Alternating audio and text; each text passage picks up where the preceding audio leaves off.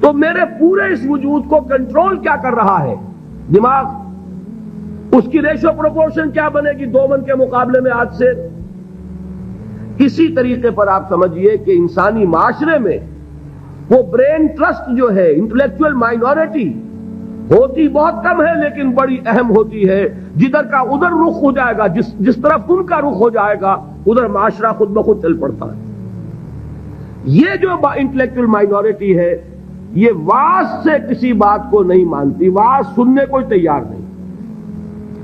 اس کا تقاضا کیا ہوتا ہے؟ عقل سے بات کرو، دلیل لاؤ، دلیل سے مانو، دلیل سے منواؤ، ہے کہ نہیں؟ بلکہ میں نے آپ کو بتایا تھا کہیں واعظ ہو رہا ہو تو وہ مسکراتے رہتے ہیں، اول تو آئیں گے نہیں. کہیں پھنس گئے مجبوری کو تو زیر لب مسکراتے رہیں گے کہ یہ واعظ فرما رہے ہیں. بھائی کوئی عقل سے بات کرو، کوئی دلیل سے بات کرو. اب یہ کہہ دینا تو آسان ہے، فرائیڈ کا نظریہ بڑا گمراہ ہے، بہت غلط ہے. بھائی دلیل سے ثابت بھی کرو. یہ کہنا آسان ہے مارکس کا نظریہ کفر ہے، لیکن کچھ ثابت تو کرو، اس میں کیا خرابی ہے؟ یہ ہے اصل میں جو سب سے ٹاپ کے لیول کی تبلیغ ہے، وہ یہ ہے.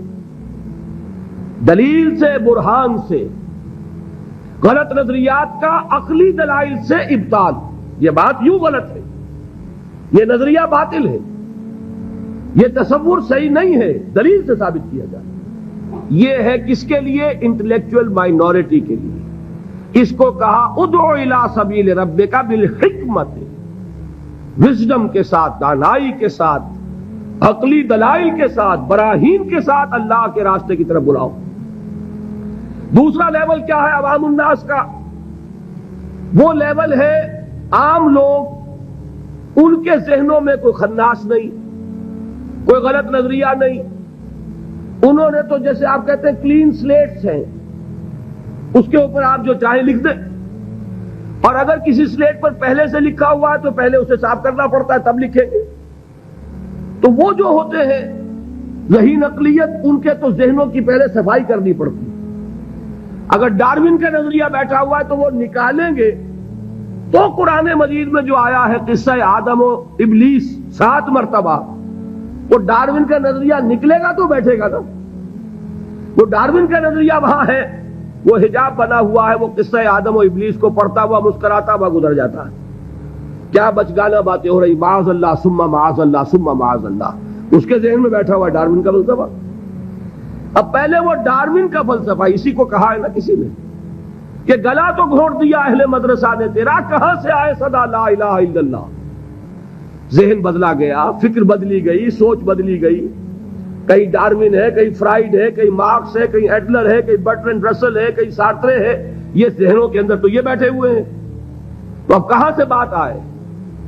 اسی کو کہا تھا اکبر الہ آبادی نے کہ غزالی اور رومی کی بھلا کون سنے گا، محفل میں چھڑا نغمہ اسپینسر و مل ہے.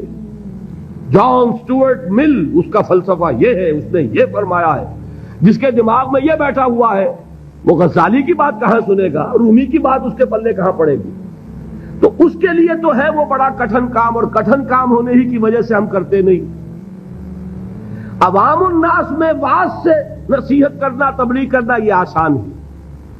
لہذا ہمارے ہاں اس وقت جو کام ہوتا ہے وہ اسی بنیاد پر ہوتا ہے، اسی لیول پر ہوتا ہے. واعظ ہے، نصیحت ہے، میں اس کی نفی نہیں کر رہا، عوام کے لیے وہی مفید ہے. عوام کو آپ خام خواہ فلسفے پہ پڑھانے بیٹھ جائے تو یہ بھی در حقیقت ان کے ساتھ ظلم ہوگا. کلموا الناس علی قدر عقولہم، وہ کیا ہے؟ واعظ. اور واعظ جو ہے وہ کوئی گالی نہیں ہے، واعظ بہت ہی مفید ہے، بشرطے کے دماغ میں کوئی خناس نہ ہو، فطور نہ ہو، کوئی غلط نظریے بیٹھے ہوئے نہ ہو. تو از دل خیزت بر دل ریزت، دل سے بات نکلے گی اور دل میں جا لگے گی. صرف یہ ہے کہ عوام الناس ایک بات کے بارے میں جان لیجئے، بڑے حساس ہوتے ہیں. یہ تو چونکہ در حقیقت کوئی عقلی علمی بات نہیں ہوتی، یہ احساس ہوتا ہے. اگر آدمی یہ محسوس کرے کہ یہ شخص اپنی دھوس جمانا چاہ رہا ہے، یہ میرے اوپر اپنے علم کا روب جھاڑنا چاہتا ہے، تو آپ کی بات کا اثر نہیں ہوگا. اور اگر محسوس کرے کہ یہ میرا مخلص ہے، میرا خیر خواہ ہے، میری بھلائی کے لیے بات کہہ رہا ہے، اس نے کوئی دھندا نہیں بنایا ہوا، اس نے یہ پروفیشن نہیں اختیار کیا ہوا، بلکہ یہ خالصتاً لوجہ اللہ بات کہہ رہا ہے، تو وہ بات واقعتاً دل سے نکلی ہوئی بات دل میں جا کے اثر رکھے۔